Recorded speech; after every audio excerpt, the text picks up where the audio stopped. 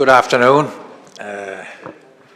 I used to be the chairman of the Danish Foreign Policy Association, but I still have some jobs, or actually Charlotte gives me some jobs, so I don't fall asleep. So, and one of my distinct jobs is to introduce the speaker of today, and it's a distinct pleasure of me to introduce Ambassador Kurt Volker. I've known him since, and I'm a little bit hesitant about saying this, since the 80s, but I was a little older and he was a little younger at that time in the State Department.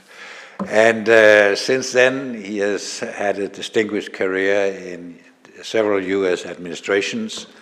He has also been dealing with Denmark, the Kingdom of Denmark, I should say. And since then, he has gone to cover the whole world. He's been in the State Department, in the European Department, but he has also been in the National Security Council in the White House, and he has had very important assignments in the White House, and he was rewarded by the ambassadorship of NATO under George W. Bush in a very important period. When Trump took over, he was his envoy to Ukraine.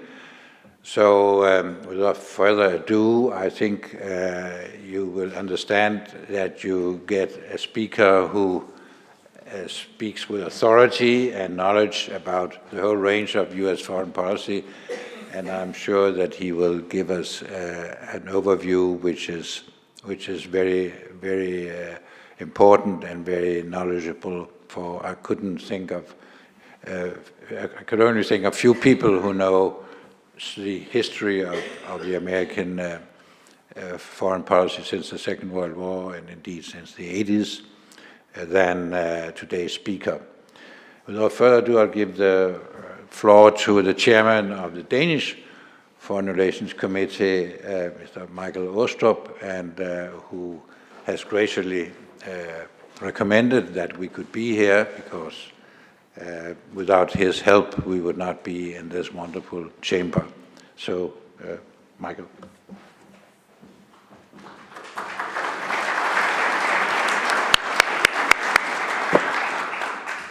Well, thank you so much for the introduction, and I'm also looking very much forward to hearing Kurt Volker's perspective, because one of the things that we really touch upon from the Danish political side is, of course, how we should deal with the new administration in Washington. There are something that are very close to our hearts, the integration of our kingdom, and also how the new administration is talking about the kingdom, but primarily, of course, the situation in Ukraine. The situation in Ukraine is extremely close to all of our hearts. Even though we are 12 political parties in the Danish parliament, we are completely united regarding our approach to Ukraine. We are proud that in the Committee of Foreign Policy, every time the government asks for our approval for donations to Ukraine, it is completely unanimous support.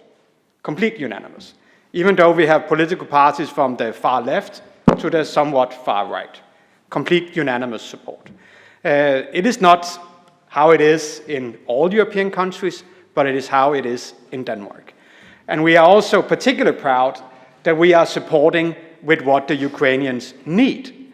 We are supporting them with leading the F-16 coalition with our Dutch partners. We are leading with example, with also leading the tank coalition with our German colleagues. And we are also apparently been somewhat instrumental in adopting a new model called the Danish model, where we actually go in and finance the military industrial capacity in Ukraine, so that we also are very successful in actually getting the Ukrainians to build what they need for Danish money. It is something now the French is looking into if they should actually copy. It is something that the Norwegians are also looking into if they could copy as well. Why am I mentioning all of that? I'm mentioning because we are actually today number one per capita, but also per GDP in supplying not only overall support for Ukraine, but military support for Ukraine. Number one. And some would say, yeah, that's fairly easy. You're a country of 6 million people. But then look at general numbers. In total numbers, we're number 4. We're number 4. We have the US ahead of us, we have UK ahead of us, we have Germany ahead of us, and then it's Denmark. And why is that? It is because we actually believe that the fight in Ukraine is not only a fight for Ukrainians' freedom, but it is a fight for all of us. For all of us. And therefore, if the Ukrainians do not get the necessary tools, we actually lose as well. And that's why we are so instrumental in trying to persuade our European colleagues, but also our colleagues in the US, to not give up now. Because if the Ukrainians do not get the necessary support for the long term, we can actually all suffer greatly. So with that, I'm looking very much forward to hearing the American input, so I give the floor to Kurt Volker. Thank you.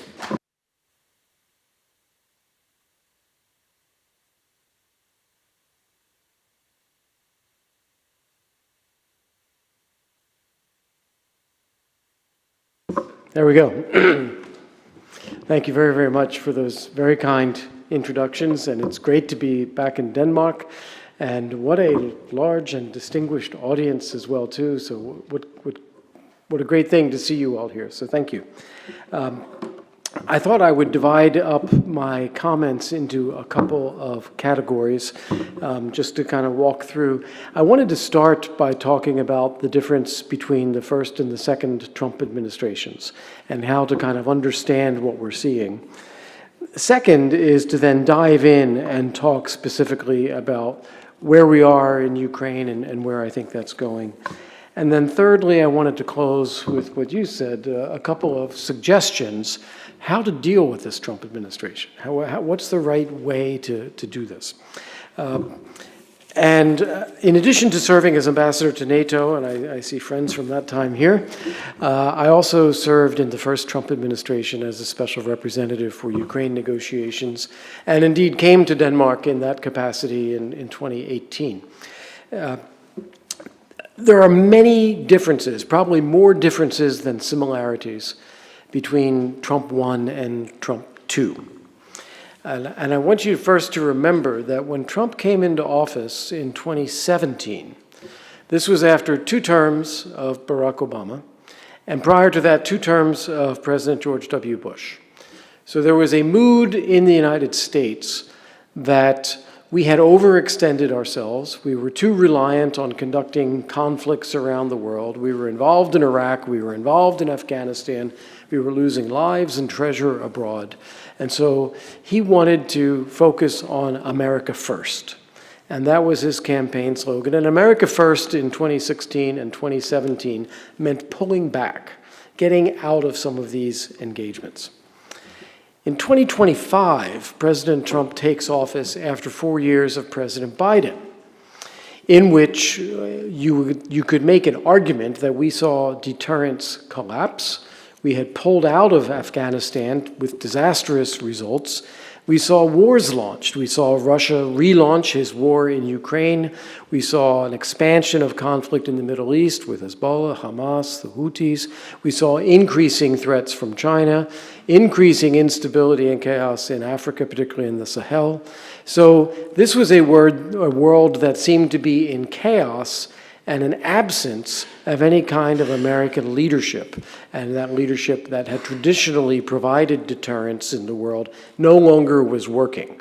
And autocrats or tyrants around the world felt free to act. So in 2025 or 2024 during the campaign, when he would say America first, he would combine this with talking about peace through strength. And it was an emphasis on rebuilding American strength and an emphasis on peace, which has led to a much more assertive foreign policy under President Trump in 2.0, as opposed to a retreating foreign policy under President Trump 1.0. It would be very hard to describe the current Trump administration as isolationist when he is talking about annexing Greenland, Denmark, Panama, as well as actively engaging in trying to end conflicts in the Middle East, engaging in negotiations with Iran, attacking Houthis. They're claiming credit for ceasefire between Pakistan and India, and engaging in efforts to push for a ceasefire in Russia's war against Ukraine. Anything but isolationist. So a very big difference there. But there are many other differences. When President Trump took office in 2017, it was all new to him, and he relied on a team of people with experience. There was Jim Mattis, former NATO allied military commander, commander of American forces in the Battle of Fallujah in Iraq, decorated veteran as Secretary of Defense. There was first Rex Tillerson and later Mike Pompeo as Secretary of State, H.R. McMaster as the National Security Advisor, a very seasoned team of people. And Trump was not focused on his engagement in the world. He was focused on trying to extract ourselves from the world. How do we get out of Afghanistan? How do we get out of Iraq? How do we get out of Syria? So that was then. Now you have a President Trump who feels very confident, has experience himself, knows what he wants to do, and is calling all the shots. And in this term, the second term of a Trump administration, there's only one person making decisions, and that's Donald Trump. He is telling people what he wants. He is directing action. He has his team around him as implementers. And what's really revealing, what happened in the last few weeks, is we had a bit of a personality clash and a kerfuffle in the National Security Council. So he reassigns his National Security Advisor, Mike Waltz, to become ambassador to the United Nations. We'll go through a Senate confirmation before he gets there. And he decides not to replace him, but instead to have Marco Rubio, who is the Secretary of State, be dual-headed as National Security Advisor. What do I read that as saying? President Trump doesn't think he needs a National Security Advisor. He is his own National Security Advisor. He needs Marco Rubio to travel the world and go meet with people. But Trump will make the decisions about what he's doing. Now, because it's one man making decisions, there are some consequences to that. The first one is there is a complete devaluation of the role of expertise, professionalism, and knowledge. You don't need those things if you are trusting yourself. You believe what you believe, you will do what you will do. You don't need people coming up with all the details. They can figure that out later. You need to give the direction as to what they will do. This leads to a lot of mistakes and a lot of ill-informed judgments. And particularly, it leads to a lot of unintended consequences, where you think you're trying to do X, but as you do that, people are reacting to you doing that and doing A, B, C, D, E, and F that you didn't plan on. And the best example of that we've all seen in recent weeks is the imposition of tariffs on everyone in the world. Everyone has reacted to those tariffs, and not necessarily in the way that Donald Trump expected. Stocks took a hit. He may have expected that, but maybe not to the degree that it happened. A 14% drop in the stock market in the first 3 months of the year before it has now recovered a little bit, which we'll come back to. But also, people didn't move from stocks to bonds to buy the treasury bills, as would normally happen when stocks decline, because they didn't trust where the government is going. And so they said, we're just not going to expose ourselves to this, meaning that bond prices tanked as well, and interest rates including what the US government has to pay on its debt, which is substantial, started rising. And then you have the business community, all his friends in New York City, coming to him and coming to the Treasury Secretary, Scott Bessent, and saying, you better stop this. You've got to turn this around. So I think this was an unexpected consequence. He also didn't count on the idea that China would escalate right along with him.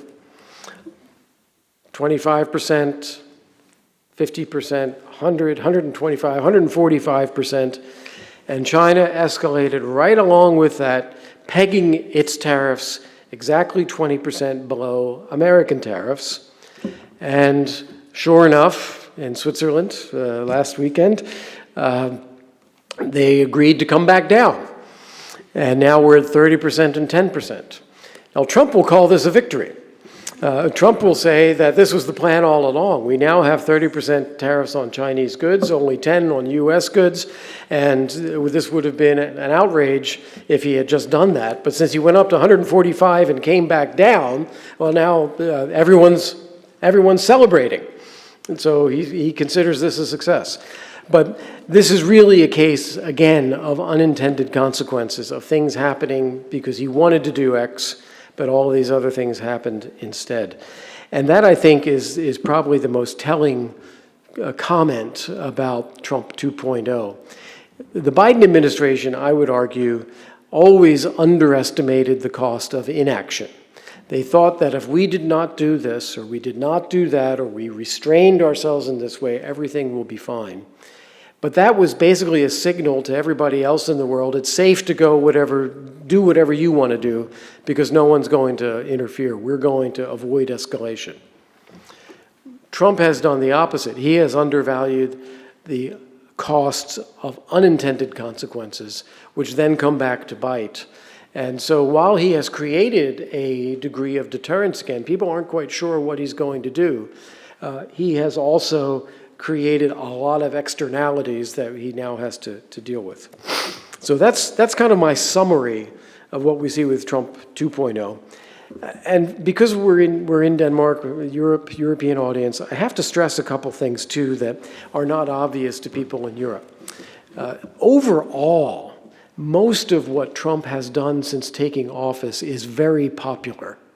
You shouldn't think that the kind of chaos and uncertainty that you're seeing in foreign policy is something that Americans are tuned into and worried about. They are watching what he has done with the border with Mexico, where illegal crossings have gone from hundreds of thousands a month to near zero. 99.9% reduction in illegal border crossings. He's deporting migrants who have committed criminal acts and are in the country illegally. He's just putting them on airplanes and sending them out of the country. He has banned participation of, and I'll explain how, participation of transgender people in women's sports, in order to protect the integrity of women's sports. And by ban, I mean he's taken away federal funding for any colleges or high schools that allow it. These are wildly popular steps in the US. There was a feeling that things had gotten out of control with immigration, with crime, with drugs, with a very progressive ideology being imposed on the country. And he's systematically gone through and reversed this with executive orders. And that is all quite popular. What's interesting is the one thing that's not popular and has caused his ratings to go underwater again, meaning less popular than popular, is the tariffs. Because they have had the effect of causing a slight drop in GDP in the first quarter, a massive reduction initially in the stock market, and everybody has investments in stocks in their retirement accounts, so those accounts all decreased in value. A perpetuation of a higher rate of inflation than anyone is comfortable with, no decline in interest rates, which is what people have wanted for a long time, and a lot of uncertainty about what the effect of other countries imposing tariffs on the United States is going to have on us later on this year. The example that everyone raises is cheap goods from China at Christmas time. What are we going to do? What are we going to buy as presents for our families? So most of the things he has done, including the social and the cultural things, have been very popular. But the economy is the one that has started to hurt him, and that is where I think he will. He is already adjusting, and I think he'll have to adjust more. And as I gave the example with Chinese tariffs, Trump is perfectly capable of doing one thing one day, the opposite the next day, and then claiming it was the plan all along. So he will do that. He's not ideological in that sense. Now, what about Ukraine? Let's turn specifically to that. It's the topic that you have up there. I think Trump is very sincere when he says he wants to end the war. He sees people killing each other every day. As he says, thousands of people every week, young people, and he wants it to stop. He just wants to stop the fighting. He doesn't care how, where the dividing lines are, what the force posture is, who's right or wrong. To him, none of this makes any sense. Why are people killing each other to begin with? They should be building things, not destroying things. They shouldn't be killing each other. So just get that to stop. And he has done what every U.S. president that I have known has done, which is to mirror image, to look at Vladimir Putin, and it's literally in every case Vladimir Putin, to look at Vladimir Putin and say, well, what would I do if I were Vladimir Putin? It's not the right question, because you're not Vladimir Putin. He has his own agenda for his own reasons. But Trump thinks, if I were Vladimir Putin, I would want to stop this war. I would want to get back into the international community. I would want to do energy and business deals. I would want to get, I'm sorry, do I need, oh, thanks.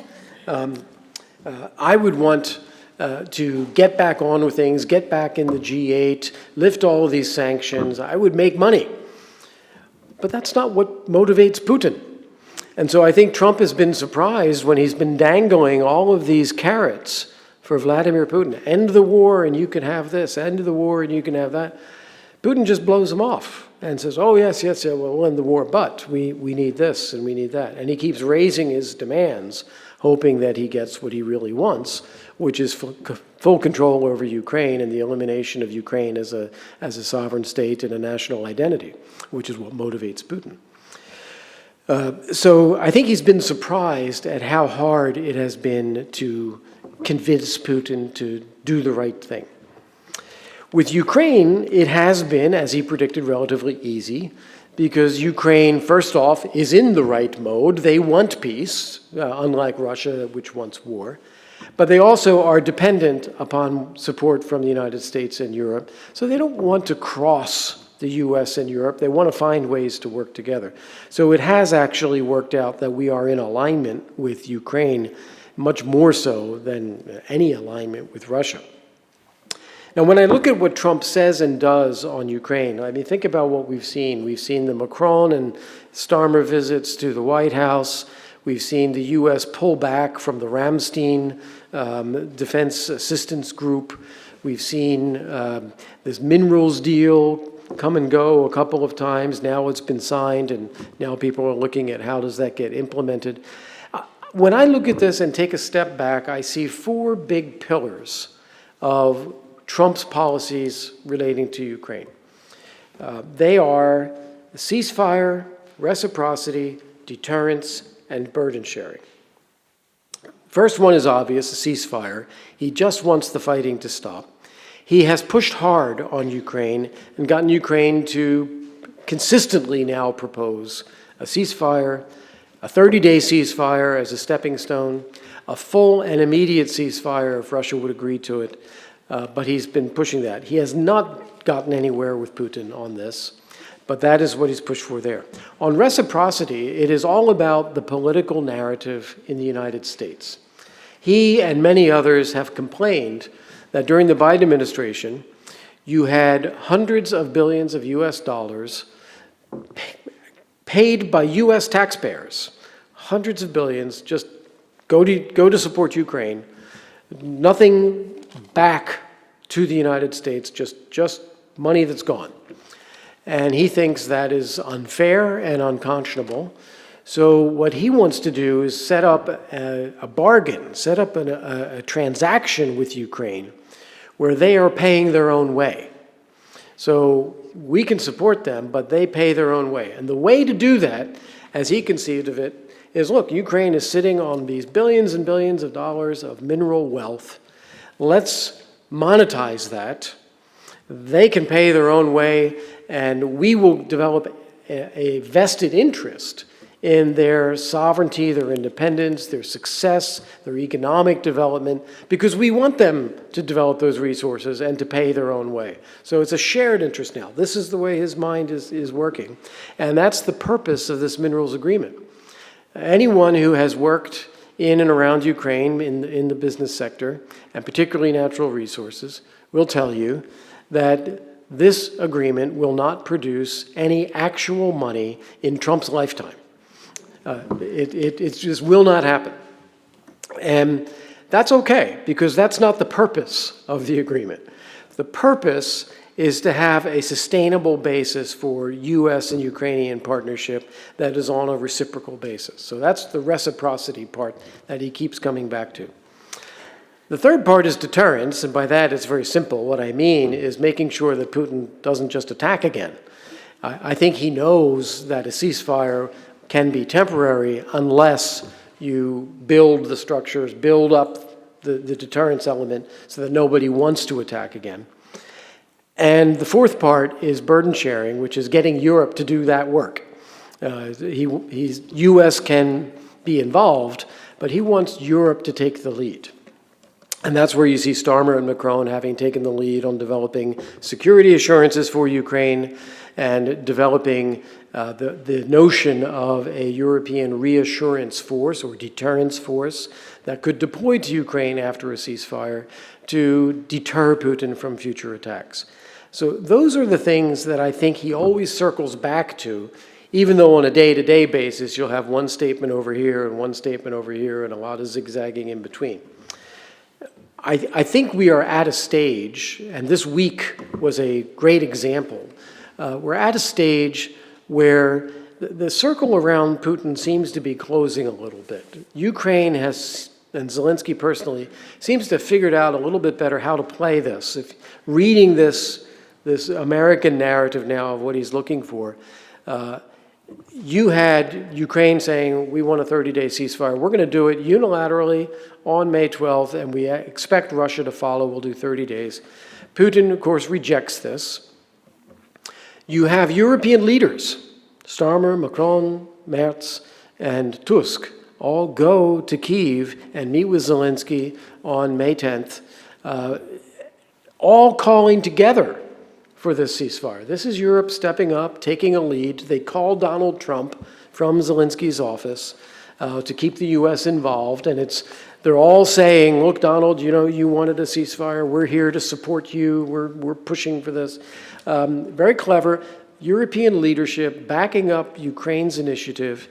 And of course, Putin rejects this again, but now he says, oh, we need to have negotiations before we have a ceasefire. And very cleverly, well, I should say, first Donald Trump says, yes, negotiations, we must have negotiations. This has to happen right away on Thursday. And Zelensky, quite smartly, probably with advice from some of his European friends who were there, jumps right on that and says, yes, I'll go. I'm going to Istanbul. Vladimir, you better come.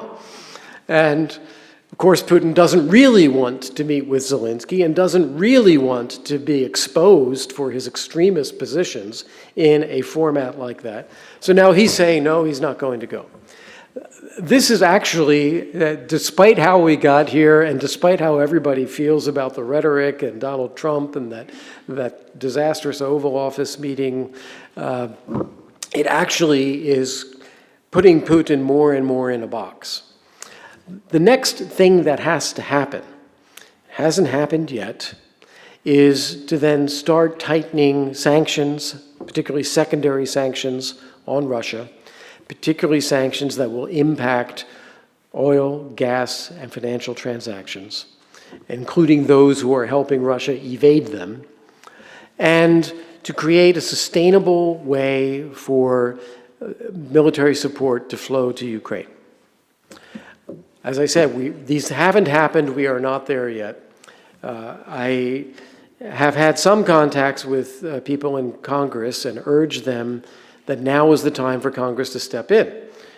Congress can provide legislation to authorize these secondary sanctions, but give Trump a waiver, so he's still in the driver's seat, but you can authorize these. It'll strengthen his hand. And you can also put in place lend-lease legislation, where we authorize Ukraine to borrow from the United States only in order to buy American weapons and ammunition that it needs in defending itself. But this would ensure that it is money that will be paid back, and it is money that is going to be spent in the United States, which would be a very sellable political proposition for Donald Trump. So the Congress ought to be able to do that. Europe also ought to be able to grab a hold of these things and be pushing them as well. We have a G7 finance ministers meeting next week in Alberta, and this would be a terrific set of topics for them to be talking about. And then finally, we have a NATO summit in the Netherlands in mid-June. And this is the place where I think European NATO countries can be putting in place building blocks for a sustainable means of military equipment and training and ammunition support for Ukraine for a long haul. All of these things could be very significant messages to Vladimir Putin. The best would be if we did all three, the Congress, the G7, and NATO. But we need to be sending these messages to Putin that he's at his high water mark and it's only going to get worse for him. And that's why he needs to agree to a ceasefire. I am not optimistic that Putin will agree to a ceasefire before the autumn. I think he wants to see whether he can outlast Trump, whether he can get more gifts handed to him. He wants to try a summer offensive with his military forces, just to see how all this goes.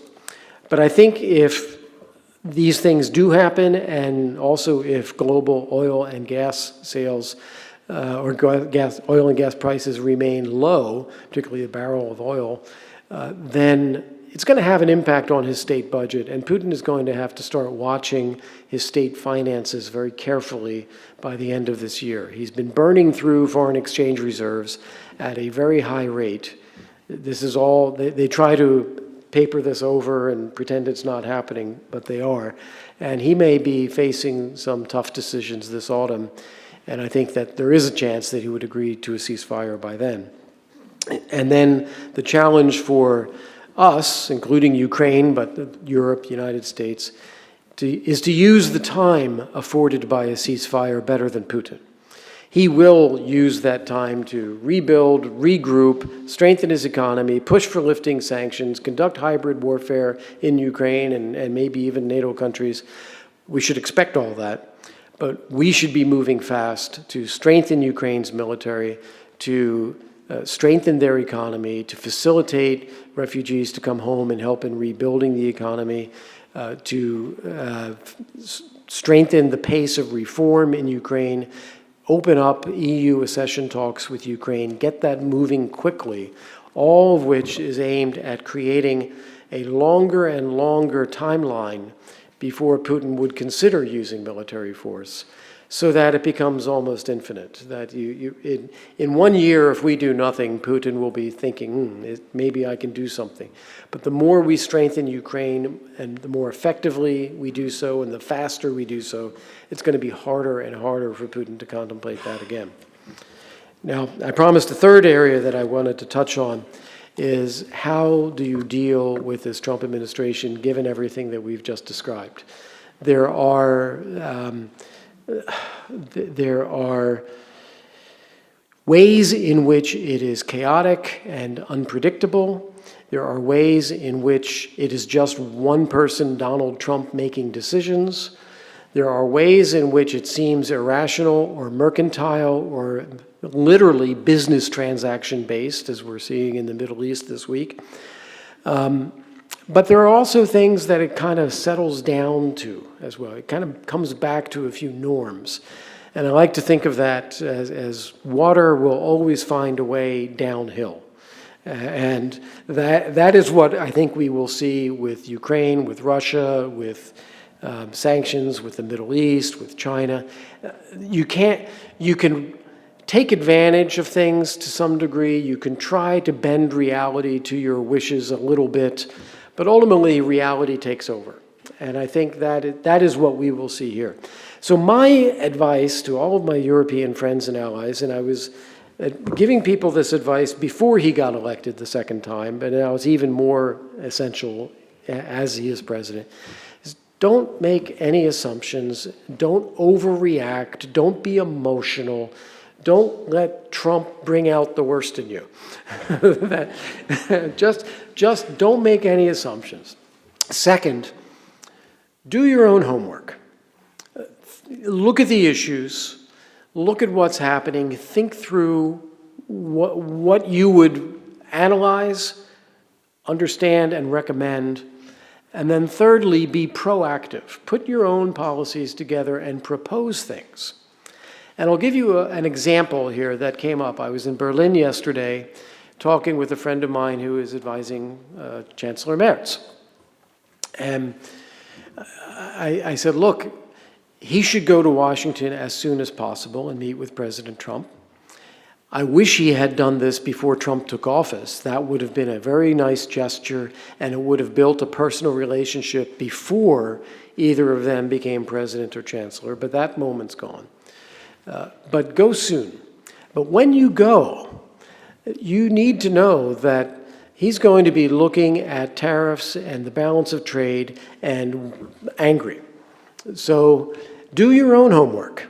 Go through that balance of trade, goods, services, sector by sector, even business by business, and figure out what's happening and why it's happening, and make your own proposals. Here is how we can get a balanced trading relationship. Here is how we can do that in a way that benefits both countries. Don't wait for Trump. Trump is going to be rather simplistic and say 25% tariff is actually not enough. We need, in the case, we can do 25% on the EU, but on Germany it's going to be 40. It'll be like that unless Germany takes the initiative to say, here is a way to think about this.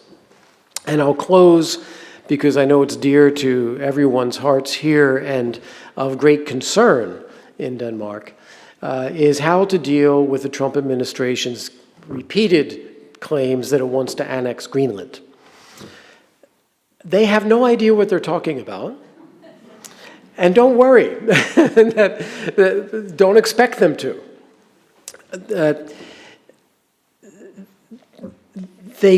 I've done many interviews on this in the US, and the questions that you get reveal that people have no background at all. They say, aren't China and Russia up there? Yes. Shouldn't there be more of a security presence? Yes. But remember, it was the United States that reduced that security presence. We used to have 17 bases in Greenland. Now we have 1. We could always put more back there if we want. What about those resources? They're valuable. China's got its resources. We should have ours. Well, yes, and there's nothing that stops anyone from mining and developing those resources except about 200 feet of ice. And so you're not going to make this economically viable just by saying we want it. It's not going to work that way. And shouldn't, with Denmark's a small country, and Greenland is this huge territory, and it's in North America, and the Russians are in their navy up there, the Chinese are up there. We really need to take responsibility for this. So, well, guess what? You already have responsibility for this, that Denmark and Greenland are covered as NATO territory, and we have a special 1951 treaty with Denmark where the United States can do anything it wants militarily on Greenland with the cooperation of Danish authorities and Greenlandic authorities. So if there's a problem, we can solve it. We don't need to be talking about annexation. There's no problem that annexation actually solves. The problem, if there is one, is our own decision-making about what we want to do.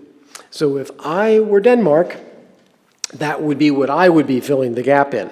I would be doing the analysis of what is going on, what has gone on in the Arctic, particularly Arctic in North America around Greenland. How has it changed over the last 15 to 20 years? What do we need as a NATO community, a transatlantic community there in order to assure security? What does that look like economically? What does that look like militarily? What can Denmark do to facilitate this in terms of dedicating a portion of defense budget to this, a host nation support? And what could the U.S. do that would contribute to this that Denmark can support? I would be very proactive talking about this rather than default setting. I hate to say this, but I've worked with Europe for 35 years or more, as Ulrich knows. Default setting in many capitals in Europe is to wait, worry, complain. And that is not going to work well with the Trump administration. Be making no assumptions, do your homework, and be proactive. So thank you very much. I look forward to hearing from all of you and taking any comments and answering any questions you might have.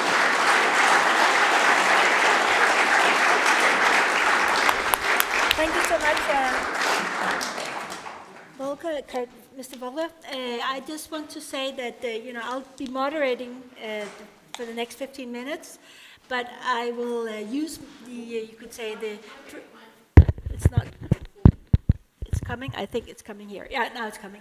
Yeah, I'll be using the opportunity that I have as a moderator just to ask the first question, because I think what is really interesting, especially looking at President Trump for the past week, how much he's been involved in, the peace treaty between Pakistan and the peace or ceasefire negotiations in Pakistan and India, Saudi Arabia now, and all these things, and somehow very much is based on also financial aspects. So is it a new foreign policy? Have you ever seen this type of foreign policy in all your years in working with foreign policy, this kind of, like you have the both financial aspects of and the transitionals, and yeah, it's just amazing.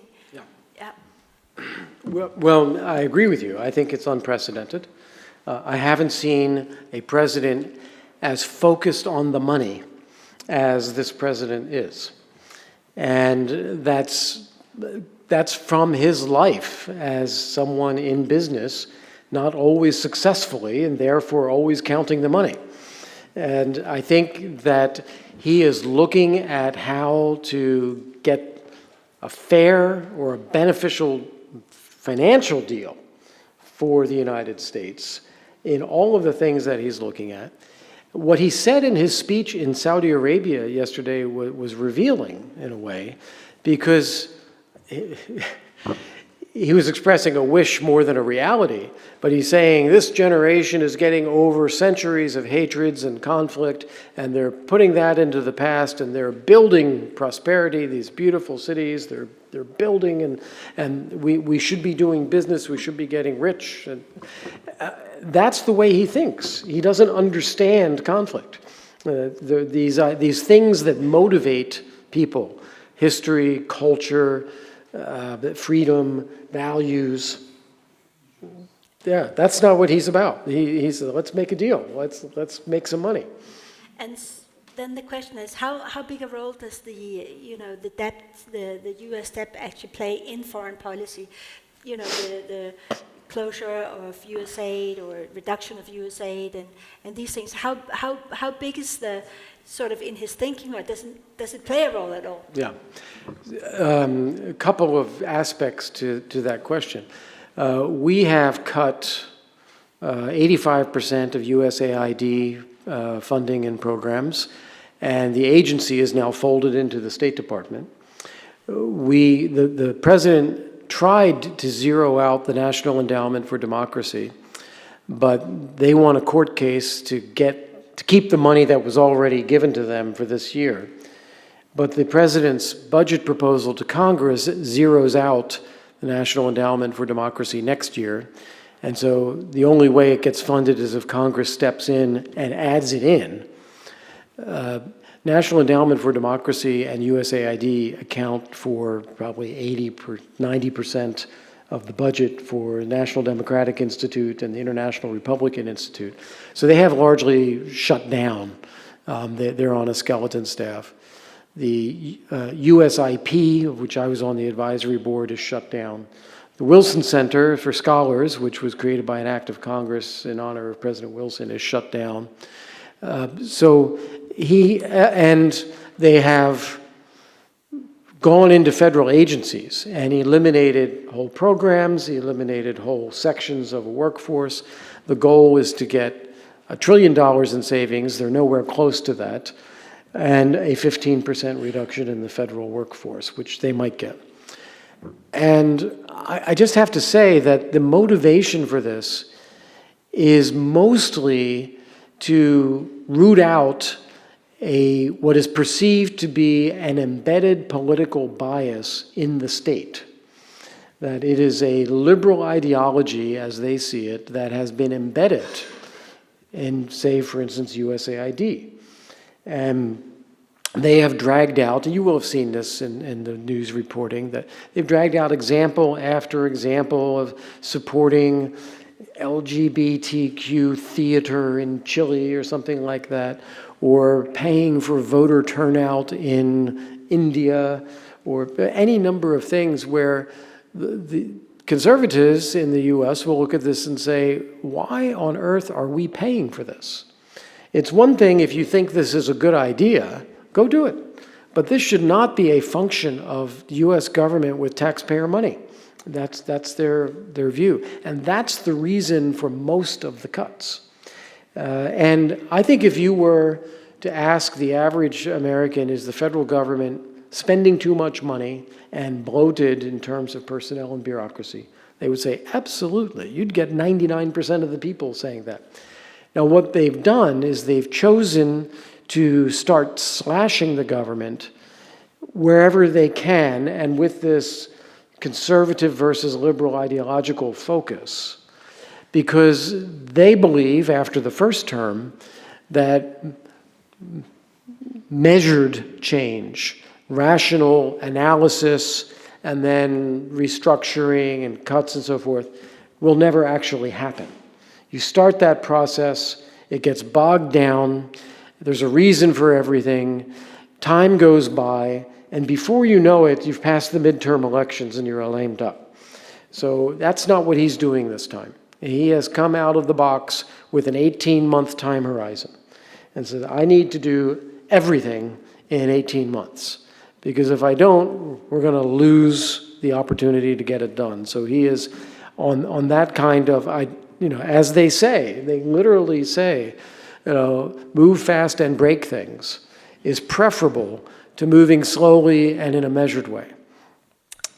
Thank you. So now I will open up the floor for questions. Yes, Mr. Ambassador. Thank you very, very much, Ambassador. Yeah, there's... Interesting. Okay. Thank you very, very much. I'm the Swiss ambassador here in the Kingdom of Denmark. I have two questions. You explain us that the popularity of President Trump in the United States didn't suffer a lot, but this is for sure not the case worldwide. Are you not worried about the image, not only of President Trump, but of America, how much this image has going really completely down? And second question, slightly related, now President Xi is much more popular worldwide than President Trump. You don't think that in doing as President Trump did it until now, you are rather making a favor to China instead of challenging China? Yeah. Thank you very much. Yeah, this is what I say in terms of the unintended consequences. I think you're right to assess that China has benefited from first 3.5 months of the Trump administration. Their stature has risen. The willingness of countries to look at China as an alternative for trade to the United States because of tariffs, that has happened. So that's an unintended consequence of what he's done. In terms of Trump's personal popularity, it varies. In Europe, it is a disaster.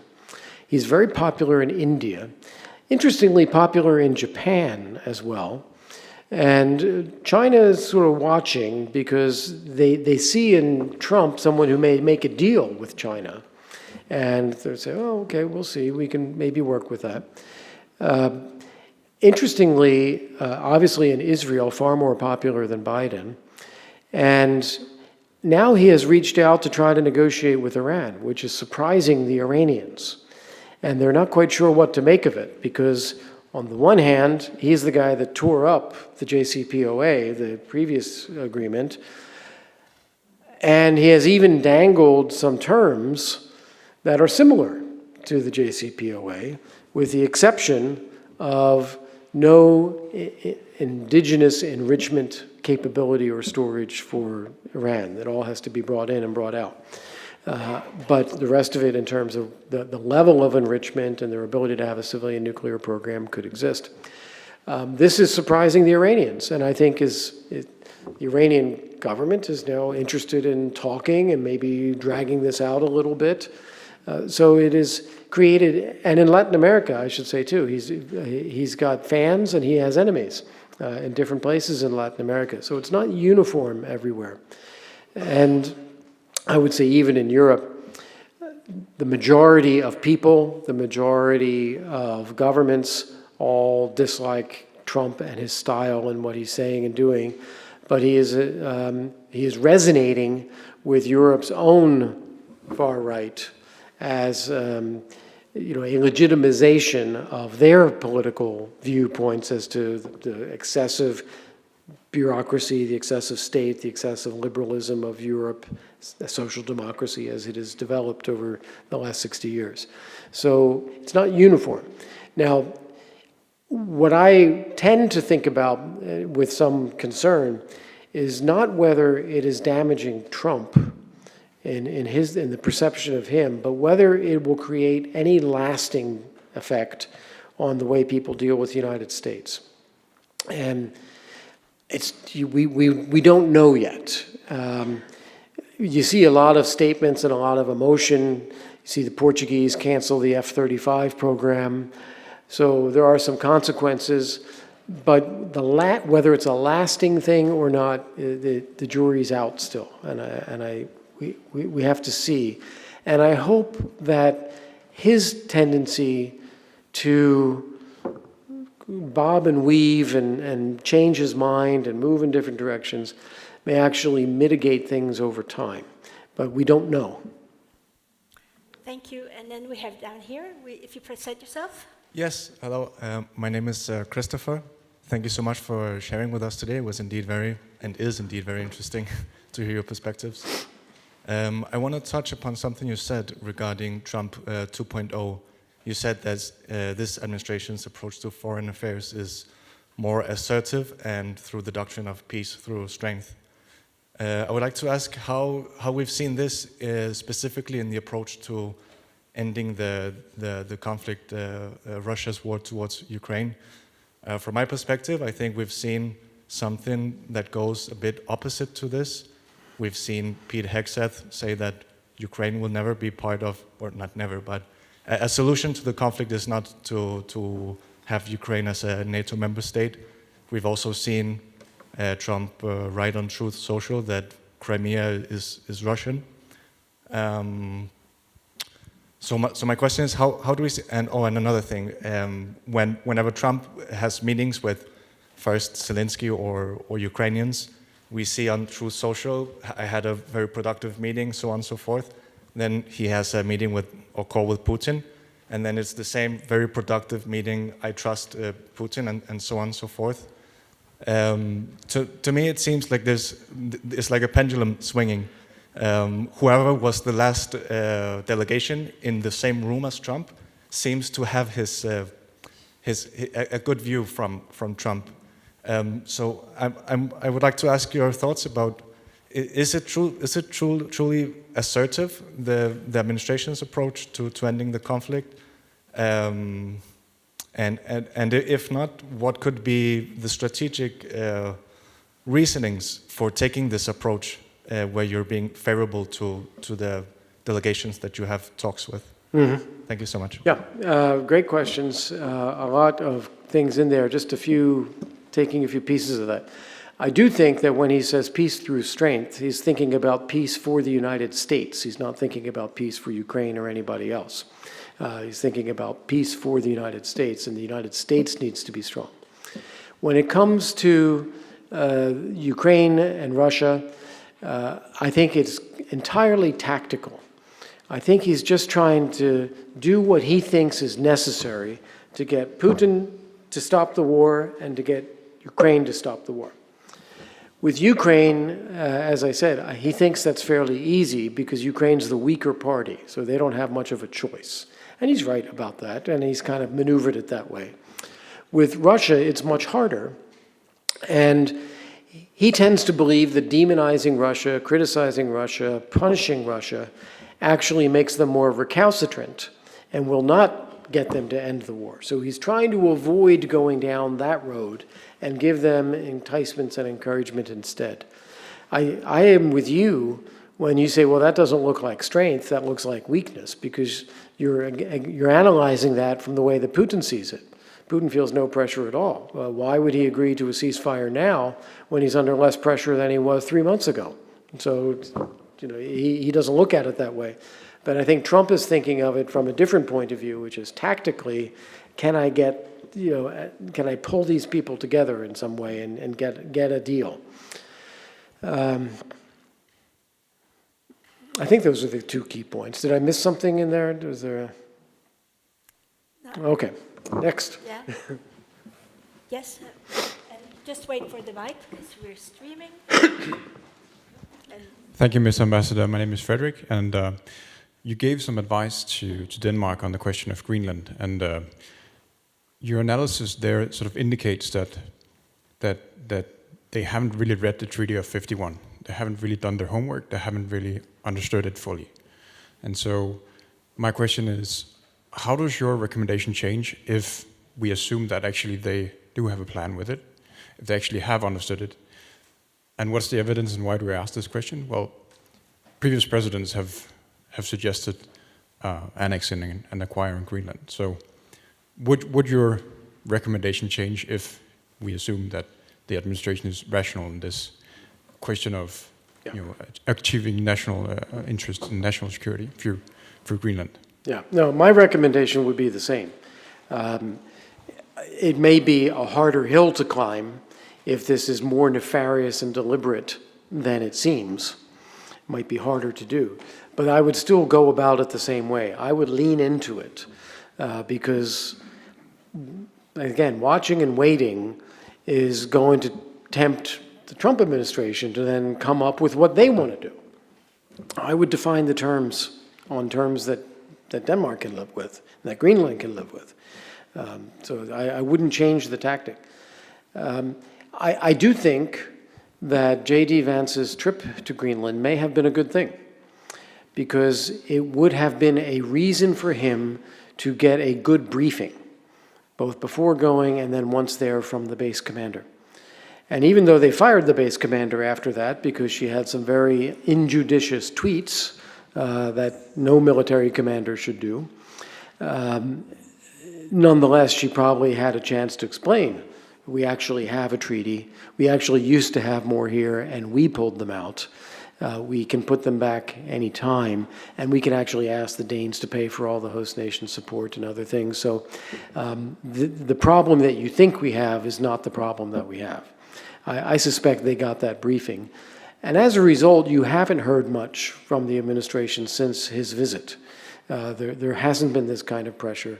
I would not, therefore, sit back and relax.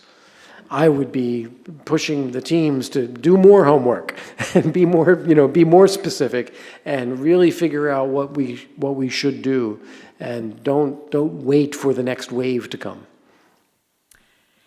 Ambassador Volker, thank you so much. The time is unfortunately ending. Time flies. But a fantastic view, and I think we're really more enlightened, and I think these days are really very decisive for the changes that we can actually see in these days, in the change of foreign policy at least. So thank you so much, and a big hand to you. No.